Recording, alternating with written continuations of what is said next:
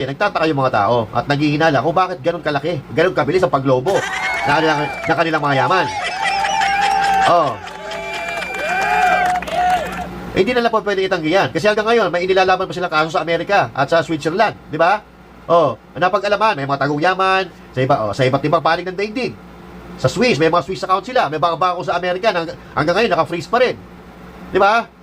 At naniniwala ako, hindi lang naman mga Marcos na nakinabang. Eh baka nga, mas napakinabangan pa ng mga cronies ni Marcos yung ninakaw nila kaysa din sa mga Marcos na na-freeze yung mga asset, di ba?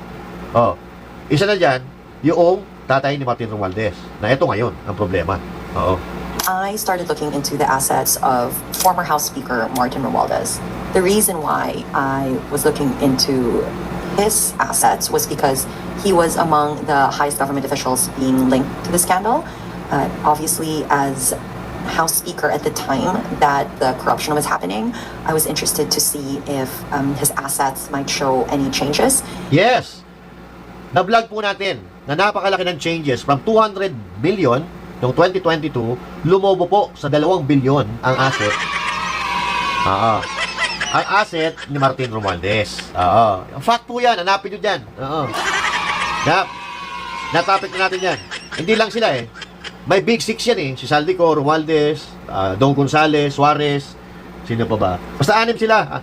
6 sila doon ng mga kongresista na talagang biglang lumobo yung kanilang mga salin. In his wealth, and the mere fact that he is the first cousin of the president was very interesting to me. And because he hasn't yet released his statement of assets, liabilities, and net worth, or SALN, which is required of any government official, wherein they are meant to declare truthfully the assets and their wealth, I was quite interested in looking deeper into what he owned. And so that is what has led me to our exclusive today. So during the course of that, I then came across a property under his name Nako! in New York City that's never been reported on before. So I have the paperwork here, the documents from New York from the Office of the City Register of the City of New York, which tells us that in 2024, Ferdinand Martin G. Romualdez, as the administrator of the estate of his father, Benjamin Romualdez, acquired a property in Manhattan. Nako po! Tila pumiyok na rin at tila nilaglag na at kinontra ang kanyang pinsan at ang Marcos administration. Pero bago ang lahat, kung bago ka pa lamang sa aming channel, please huwag kalimutang mag-like, subscribe at i-click ang notification bell para mas maging updated ka pa lalo sa lahat pa ng bagong video na i-upload namin. At eto na nga mga kababayan, tila nagkalaglagan na ang mga sangkot. Ayon pa sa kumpirmadong balita na source na ang balita ngayon, wala kayong ebidensya laban sa akin. Iginiit ni late 1st District Representative Martin Romualdez na wala umanong kahit anong ebidensya ang nag-uugnay sa kanya sa anomalya sa flood control scandal, kasunod ng anunsyo ni Pangulong Marcos Jr. na isinumiti na ng ICI at DPWH ang lahat ng dokumento sa Office of the Ombudsman para sa posibilidad ng mga kasong plunder, graft at indirect bribery. Sa kanyang opisyal na pahayag, binigyang diin ni Romualdez na voluntaryo siyang humarap sa proseso at hanggang ngayon ay wala umanong naipapakitang matibay na ebidensya laban sa kanya. Walang sworn o credible evidence laban sa akin. I willingly submitted myself to the ICI facts-finding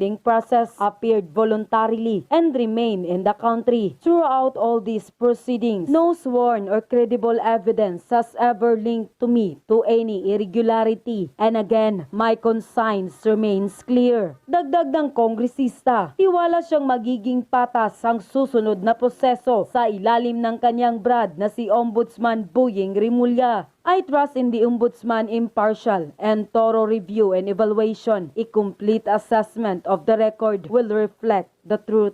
Giit niya, oras na para maidetalye ang mga dokumento sa tamang forum. Ang Ombudsman, hindi social media, hindi chismis, hindi politika. Ang pahayag ni Romualdez ay inilabas matapos ang viral revelation ni Saldico tungkol sa 100 billion budget insertion at ang pagkumpirma sa pahayag ni Orly Gutesa tungkol sa mga basurang delivery ng male-maletang pera sa mga mansyon ni Saldico at Romualdez maging sa Aguadot, Malacanang. Pagbabanggit ni Ko sa pangalan ni Marcos Jr. at Romualdez bilang tumatanggap umano ng kickback at ang agarang reaksyon ng Pangulo na ipasa sa Ombudsman ang lahat ng hawak na ebidensya. Sa kabila ng kanyang depensa, hindi maikakailang nananatiling siya ang dating speaker nung panahon ng insertion. Siya ang may impluensya sa budget process at siya ang direktang tinukoy ni Ko bilang nakikinabang, paratang na ilang ulit na niyang pinabulaanan.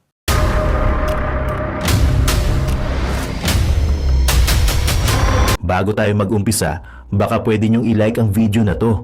Malaking bagay ang like sa aming mga content creators. Maraming salamat po.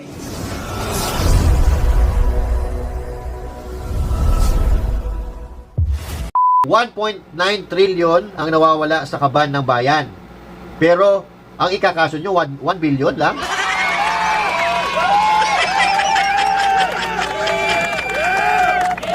Ang ipapabalik nyo, 1 billion lang? Naglolokohan ba tayo? At saka bakit civil case? Di ba plunder, di ba? Pagnanakaw. Tapos civil case. Ha? Ito po, panoorin natin yung balita. Samantala, sa Quezon City naman, may mga kakasuhan daw na kongresista. RH5, Val Gonzales, Kalindal. Jerry Anthony, isang grupo ng mamamayan na tinatawag na United Peoples Against Corruption o UPAC ang magsasampa ng kasong civil suit na nagkakalaga ng 1 bilyong piso laban kay Quezon City 5th District Congressman P.M. Vargas, dating Congressman Saldico at dating Speaker Martin Romualdez ngayong araw sa Quezon City Regional Trial Court. Ang kasong ito ay may kaugnayan sa mga manomalya at ghost flood control project sa ikalimang distrito ng Quezon City, partikular na sa bahagi ng Novaliches. Ayon sa UPAC, bagamat gumastos na ng multi-milyong pisong pondo para sa proyekto, pero patuloy na nararanasan ng mga residente sa Novaliches ang matinding pagbaha na nagdudulot ng pinsala sa kanilang mga ari-arian at kabuhayan. Sabi ng kanilang legal counsel na si Atty. Ariel Inton, kompleto sila ng mga dokumento at testimonya mula sa mga residente na magpapatunay na hindi matupad ang mga proyekto. Aniya, ang pagbaha sa Novaliches ay hindi lamang isang natural na kalamidad, kundi resulta ng sistematikong kapabayaan at maling paggamit ng pondo na isinagawa at isinulong mismo ni Congressman Vargas. Ang kaso ni sinampay paglabag sa Article 19 ng Civil Code o isasampa. Isasampang kaso ay paglabag sa Article 19 ng Civil Code of the Philippines na nagsasaad na ang mga nanunungkulan sa gobyerno ay dapat kumilos ng may katapatan o honesty, isang bagay anilang na nila bago mano ni Vargas ko at Romualdez. Kasama rin sa kaso ang mga matataas na opisyales ng DPWH Quezon City Engineering District at iba pa kabilang ang ilang mga lokal na opisyal. Sabi ni Inton, ang civil case ay kasabay ng kasong kriminal na ang nagsampa ay mismo ng gobyerno. Paliwanag ni Atty. Inton, bahagi ito ng paghahabol ng hustisya ng ordinaryong mamamayang nasiraan ng bahay, sasakyan at iba pang ari-arian at buhay dahil sa mga manomalya at mga ghost at dispalinghadong mga proyekto. Val, pakiulit, sino-sino yung mga kongresistang kakasuhan? Itong si Quezon City 5th District Congressman P.M. Vargas. PM Vargas. Party List Congressman Saldico, dating Speaker Martin Romualdez, at iba pa kabilang na yung mga matataas na opisyal ng Quezon City DPWH Engineering Office. Dahil sa isang project lang yung binabanggit? Isang flood control project? Nasa 8 daw ito. 8. Walong project.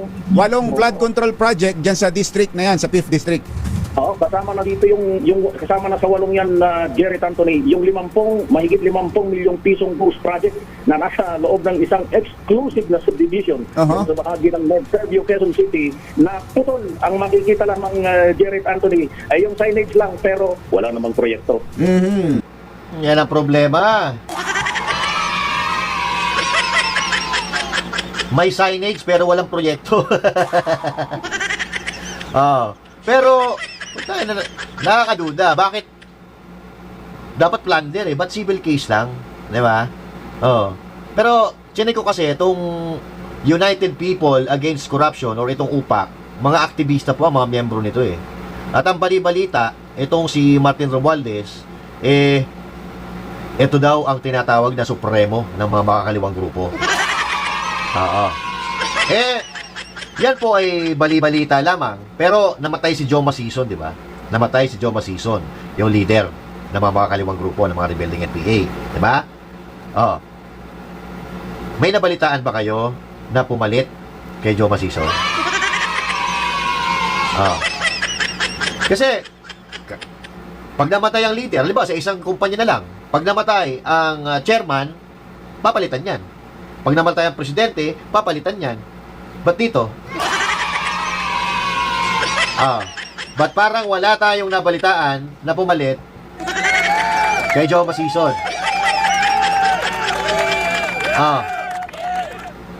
Pero may mga ugong-ugong na ang tinatawag nilang Supremo ay walang iba kundi si Tambaluslos. Kaya na mag-isip. Tingnan mo nga ngayon. Nakakaya sa ano natin Nakakaya sa PNP, Armed Forces of the Philippines, mga uniform personnel natin Nakakaya. Kasi ang nagdidikta ngayon ng kapayapaan sa Pilipinas ay ang rebelding CPP-NPA. Kasi sila na po ang nag-declare ng ceasefire sa Pasko at bagong taon 24-25 tapos 31-1. Sila po ang nagdeklara. Sinapawan na po nila yung uniform personnel ng Pilipinas, ikaw ba naman kung malakas ang inyong Supremo, talaga naman. Kaya nga, eto ang iniisip ko dito sa mga kaso-kaso, 1 million forfeiture civil case, baka palabas lang to, wala ito. Pero baka palabas lang to, kasi ito kahit matalo dito sa kaso na to si Romualdez, panalo pa rin siya kumita pa siya. Sa dami ng mga nakulimbat nila. Kaya ito, sa mga kaso-kaso na to, wala akong dito, sa mga kaso-kaso dito kay Martin Romualdez. Kung ang magkakaso dito, at Korte Suprema, kung ang magkakaso dito ay ang Ombudsman, Department of Justice, maniniwala ako. Pero yung mga nandiyan lang sa gilid dito, baka inutusan lang yan Kaya magbatsyag tayo, maging mapanuri, mga kababayan, basta-basta magpapauto sa mga psychological gimmicks nila. Diba? Kunyari, sige, kasuhan natin. Pero at the end of the day, i-absuelto siya, ang ilalaglag lang yung gusto nila. Kaya maging mapanuri. Maging mapanuri tayo, mga kababayan. Huwag basta-basta magpapauto. Kailangan makulong yung mastermind. Hindi po pwede na magsosoli ka lang ng pera dahil magnanakaw ka, dahil nagnakaw ka tapos absuelto ka na. Hindi pwede yun. Dapat pag nagnakaw ka, panagutan mo sa batas, makulong ka. Di ba? Hindi po pwede yan. Dapat sa ganyan, nabubulok sa kulungan. Para hindi na pamarisan. So ito, wala nakukulong Kaya problema sa ating bansa wala nakukulong. Kahit nagnakaw na ng bilyon-bilyon, trilyon-trilyon. Tapos, binoboto pang presidente. Kung kinangina, saan nakakita niyan? So, naaalala nyo pa po ba to, mga kababayan? Naaalala nyo pa po ba yan? Yan po yung greatest robbery of a government. Sa Guinness Book of World Record. Baka nakalimutan po natin. World history po ito. World history. Legit po na nasa Guinness Book of World Record yan. Greatest robbery of the government. So, ngayon, sa puntong ito, may magdadalawang isip pa po ba? May nagdadalawang isip pa po ba? At magtatanong kung totoo ba na magnanakaw si Marcos?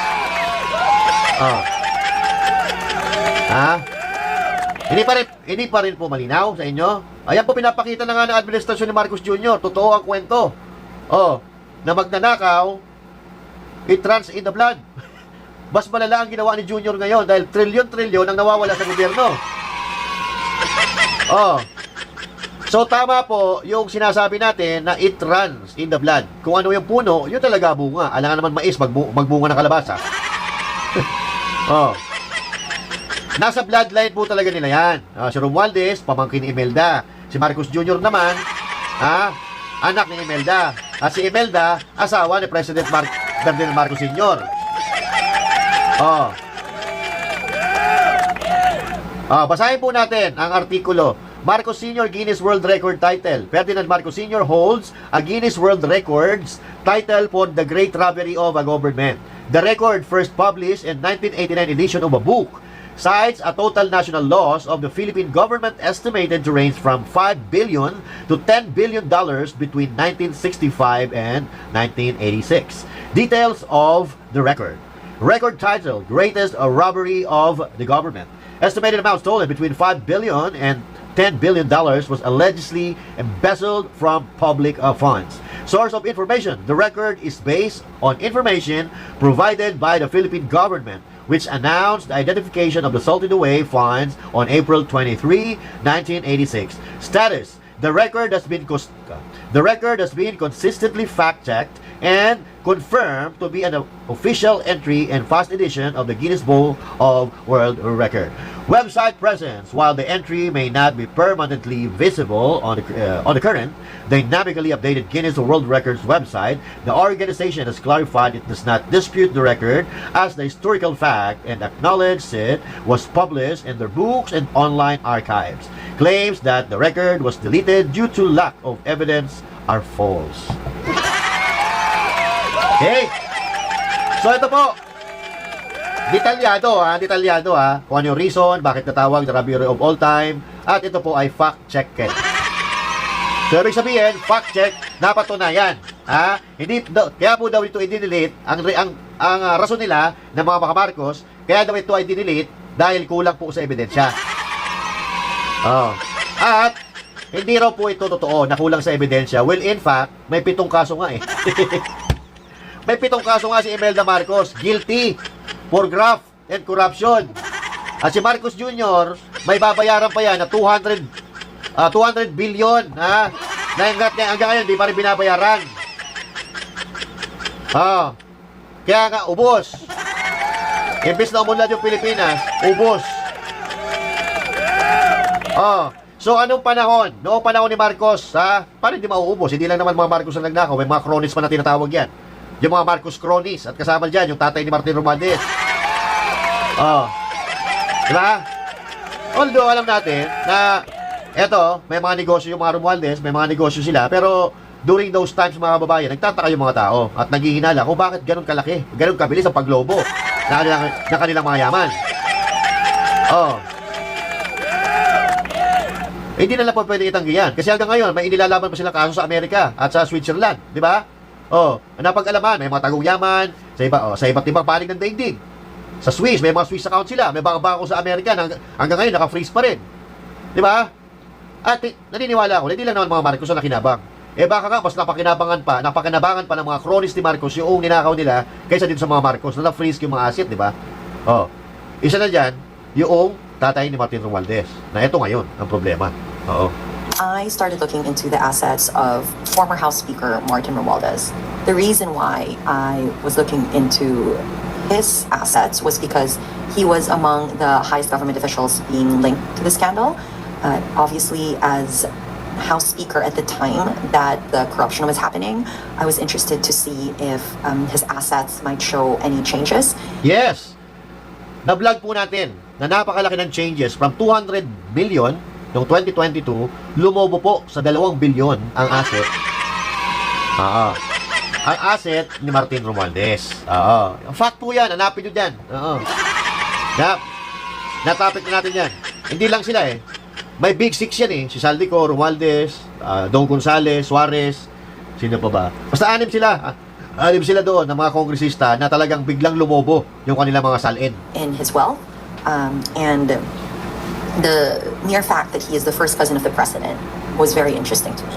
And because he hasn't yet released his statement of assets, liabilities, and net worth, or SALN, which is required of any government official, wherein they are meant to declare truthfully the assets and their wealth, I was quite interested in looking deeper into what he owned. And so that is what has led me to our exclusive today. So during the course of that, I then came across a property under his name Nako! in New York City that's never been reported on before. So I have the paperwork here, the documents from New York from the Office of the City Register of the City of New York, which tells us that in 2024, Ferdinand Martin G. Romualdez, as the administrator of the estate of his father, Benjamin Romualdez, acquired a property in Manhattan. Nako po. Oo.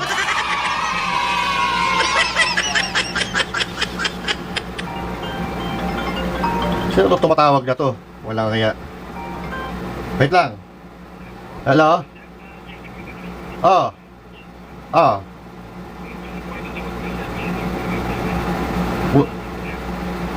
Oh, wait lang. Bababa ako. May parcel daw ako. Wait lang, bababa lang ako mabilis ha. Parang ano ha, parang Forbes Park po ang mga datingan nito. Ito mga unit na to ha, dyan sa Manhattan, sa New York. Ito po ang pinakamahal na mga bahay or mga apartment unit dyan po sa Amerika. Pero, mukhang itinatago po nila ito, mga kababayan, no? Itinatago po nila ito sa madlang people para siguro ma-avoid ang tax. Para hindi sila magbayad ng tax. Or, itinatago nila ito dahil sa hindi magandang paraan nila na-acquire. Yung property. At even sa US, hindi po sila nagbabayad ng tax. Tuloy natin. On 465 Park Avenue, Unit 28A, New York, New York. But the one thing that raises eyebrows about this transaction is that it was a no consideration transfer. What does that mean?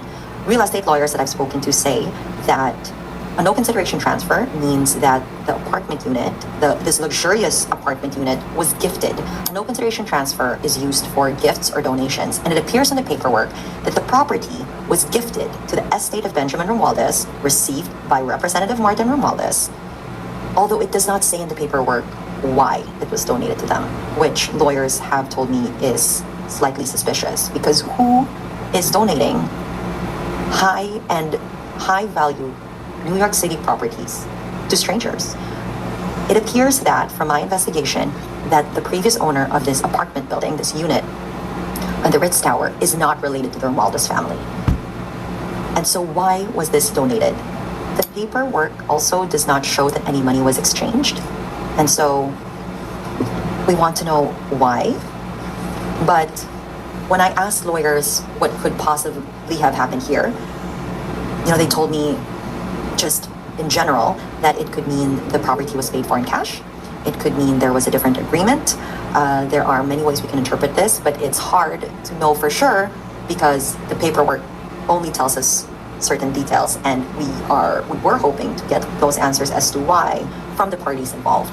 Now, the other thing about no consideration transfers is there are no taxes involved. So we want to understand why it was a no consideration transfer. But unfortunately, in the affidavit that is also signed by Representative Martin, there's no reason given as to why it was a no consideration transfer. It says here, the aforementioned no consideration transfer was made solely for the grounds stated herein.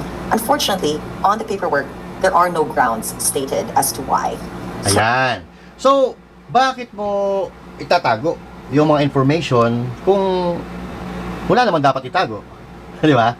Bakit mo isisikreto ang isang bagay na pwede mo naman ilagay sa asset mo? So, doon po nagkakaroon ng malaking katanungan, malaking question kung bakit hindi ka nagbabayad ng tax sa Amerika tapos hindi ka pa nagbabayad ng tax sa Pilipinas. So, ito ba yung sinasabi ni Remulla na tax avoidance is not a crime.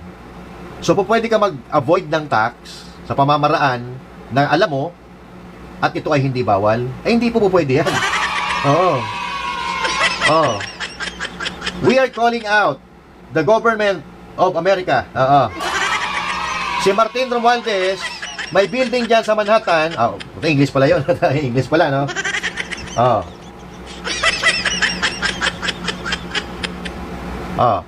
I'm calling the state of New York, specifically in Manhattan. There is a condo unit there wherein he is not paying for the taxes. English. His name is Martin Romualdez. He is a former speaker of the Philippine government, and now he is being pinpointed as a mastermind of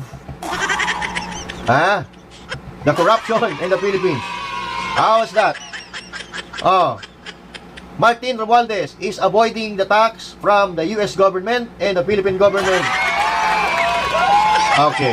Again, it raises more questions for me as to A, why has a complete stranger seemingly donated a high-value Manhattan property to the Romualdez family, signed and received by Representative Martin Romualdez? 2, why was it a no consideration transfer? And 3, the other thing that's worth noting in this paperwork is that the lawyer who facilitated the transfer of the property is Andrew Casino. Now, this name is quite familiar because that is the same lawyer who helped Representative Romualdez transfer his Dover, Massachusetts property that was Nako. worth $2.24 million to a corporation for just $1 in July 2025. This Yan. So ito po mga kababayan, yung pinag-usapan din natin dati. Na parang nag-transfer siya ng property, at nagbayad lang siya ng $1. Pero itong sa Manhattan, medyo malaki-laki binayaran niya, $100. Oo. Oo. Pero ito po ay mga mararangyang tirahan. Mararangyang tirahan po ito. So ibig sabihin, talagang kawatan itong si Martin Romualdez. Oo. At yung abogado niya, yung abogado niya na nag-transfer ng kanyang property sa Massachusetts, hirap na, Massachusetts, siya rin po ang abogado niya dito sa pagta-transfer mula sa pangalan ng kanyang tatay hanggang sa pangalan niya dito sa Manhattan. Tangina kawat. Oo. Kawatan na kawatan ng datingan talaga. is based on a report by Rappler. So it's that same lawyer who helped Representative Martin transfer his Massachusetts property just for $1 to a company, AMI Inc., that later on, Rappler reports, is also run or managed by the lawyer Andrew Casino. The other thing about Andrew Casino is he's actually a fraternity brother of Representative Martin, and he sits on the board of one of Representative Martin's mining companies. Paktay ka diha. Paktay ka diha, boy. Oh.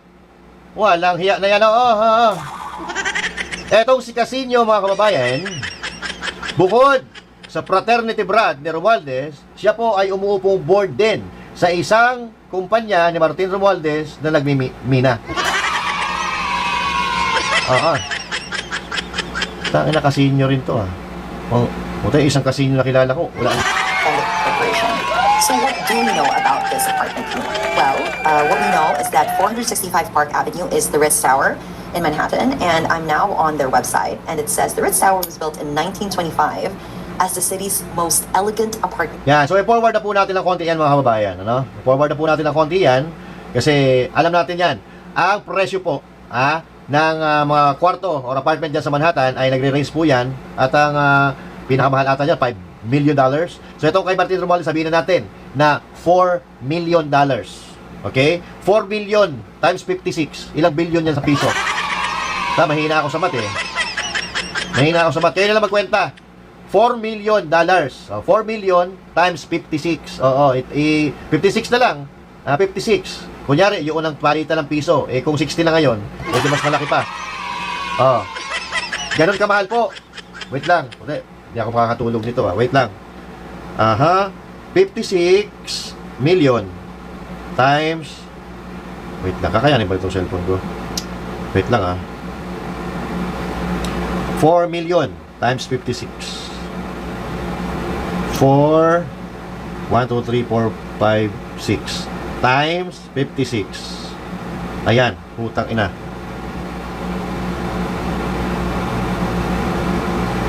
$224 million. 200. Ay, di.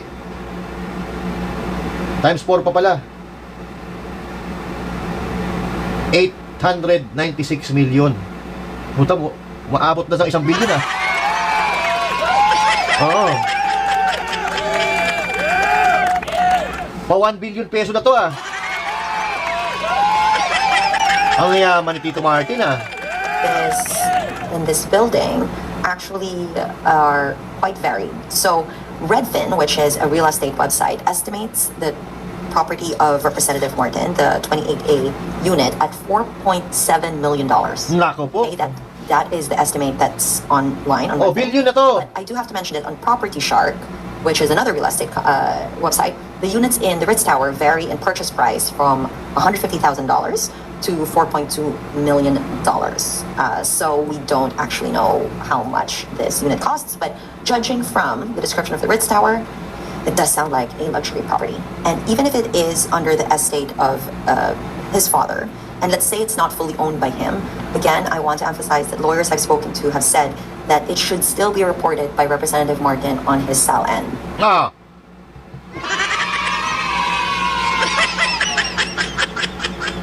Yan ang problema natin. Tinatago talaga nila. Ha? So, wala talaga silang balak na isama ito sa SALN. Tinatago nila, sinisikreto nila. And even doon sa states, sa Amerika, hindi rin sila nagbabayad ng tax. So, they will run or they will avoid everything, just for their gain. So, lulusutan nila kung ano man ang pwedeng gawin nila para hindi sila magbayad ng tamang tax. Puta. Why is that? Because he will still get a portion of this because he is a beneficiary of the estate of his father. Ayan po mga kababayan. Yan po ang property na mukhang ano yan classical look, di ba? Yung mga unang panahon na look ng bahay.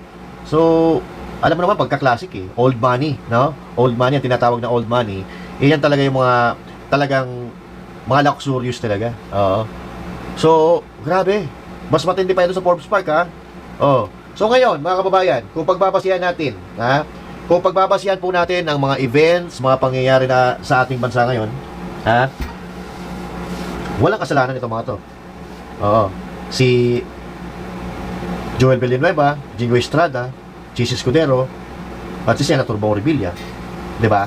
Kasi ang may kagagawan ng pagnanakaw sa Pilipinas, etong mga ito, yung mga mastermind. Sino ba mastermind? Sino bang presidente? Sino ang House Speaker? At sino yung nangangalaga sa pera? So sa atin, ako sasabihin ko na, para sa akin, ang mastermind dito, Marcos Jr., Martin Romualdez Saldico. Sila po. Sila ang nagmamanipula at sila po ang nagdi-decide kung saan mapupunta ang pera ng Pilipinas. Yan din naman ang sinabi ni Vice President Sara Duterte, di ba? So, itong ginagawa nilang ito sa kanilang mga kalaban sa politika, o hindi man kalaban, pero nakita nila na nasisilip nila na pwede nilang gawa ng paraan para maidiin ang isang politiko na ito, katulad ng ginagawa nila kay Chis Escudero, at ginagawa nila ngayon din. O kay Chis Escudero, hindi nila napatunayan yan. Wala silang nakuha ang ebidensya kasi pinagpipilitan nila yung donation ay galing sa masama. Ano pakialam ni Chis Escudero nun? Wala. Kung ako politiko, wala na akong pakialam kung saan mo kinuha yung pera na ibibigay mo sa akin to sponsor may election race. 'Di ba? So ngayon, Bong Revilla na naman. Dahil wala silang napala doon sa mga nauna na pinagdidiinan nila na nagnakaw ng pera, wala silang nakuha ng ebidensya, Bong Revilla. Si Bong Revilla pinag-iinitan nila. Tayo wala tayong pakialam kay Bong Revilla. Wala tayong pakialam dyan. Sa atin lang, ito ay opinion natin at ito yung nakikita natin kung pagbabasihan natin yung mga teorya. Pagbabasihan natin ang teorya na nangyayari sa Pilipinas, yun po ang lumalabas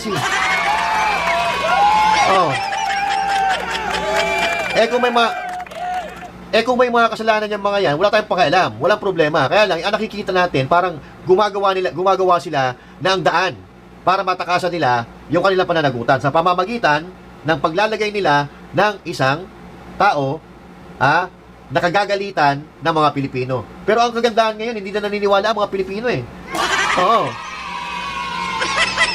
Hindi na naniniwala ang mga Pilipino. Tulad nito, ang sabi dito, December 15 daw, may mga makakasuhan na.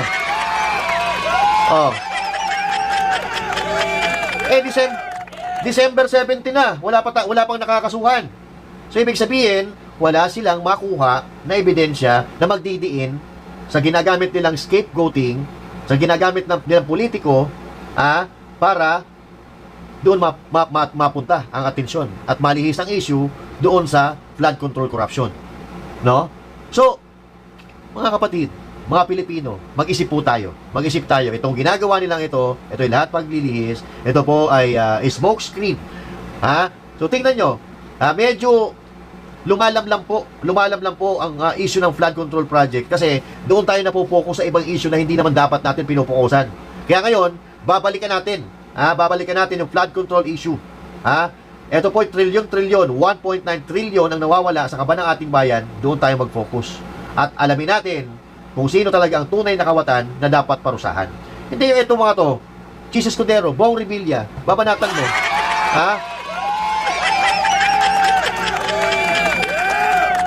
Diba? I-clear na nga sila ng Supreme Court. Diba? Kaya nga nakatakbo yan eh.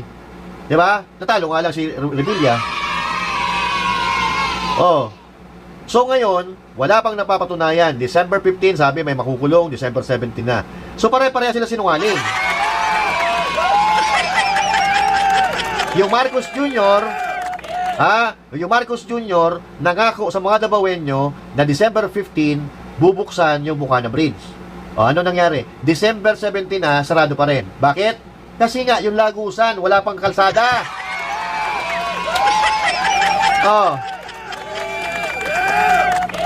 So, mga Pilipino, paniniwalaan niyo po ba sila?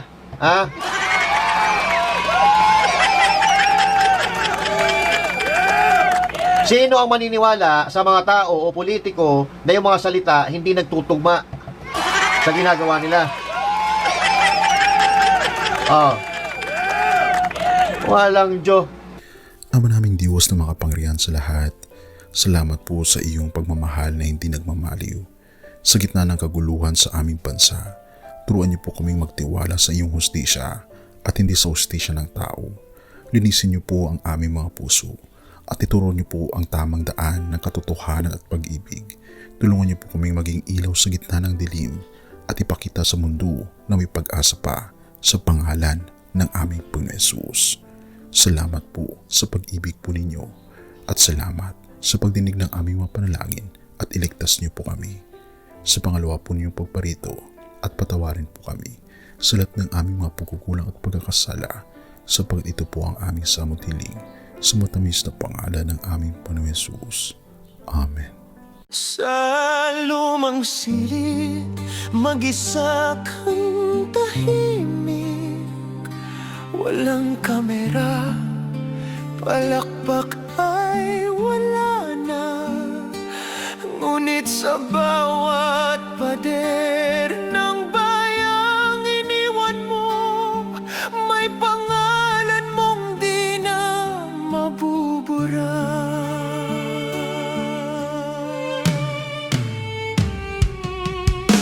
Minsan kang naging balikat ng mahihina, kalaban ng takot, kakampi ng masa. Di mo man laging nasabi ang tama, pinili mong ipaglaban ang madla. Hindi ka sakdal gaya naming lahat, pero tumindi ka nang walang pag-atras. At ngayong pagod ka na, tatay, kami naman ang sasalo ng bawat bigat.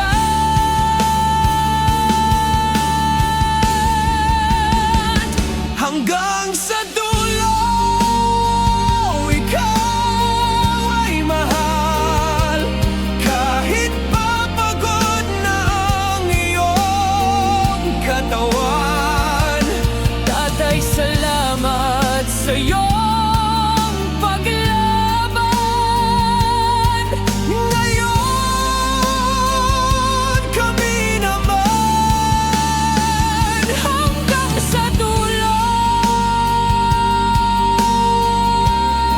Di ka namin iiwan. Ang kwento mo'y dala ng bayan.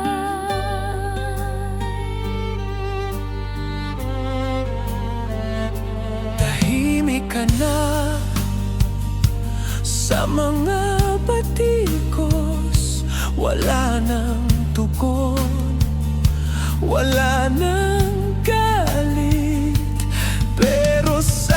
mata ng mga maralita, naroon pa rin ang tapat mong alaala.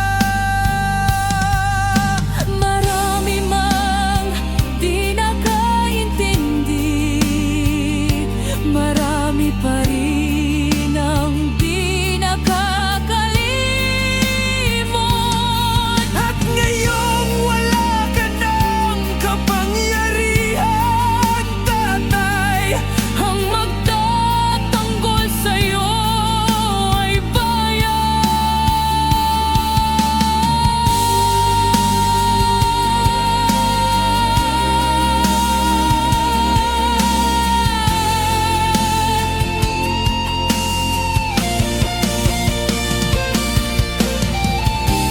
hindi ka nag-iisa.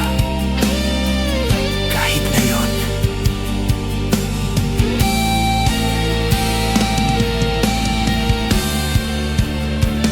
hanggang sa dulo, tangan ka pa rin Sa puso ng batang minsan mong pinagkain.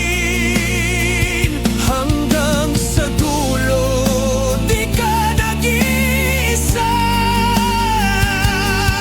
Ang dasal ng bayan ay sa'yo pa rin. Katay kami naman ang lalaban sa ngalan mo, sa alaala mo. Hanggang sa dulo. Dalangin ka ng puso ng masa.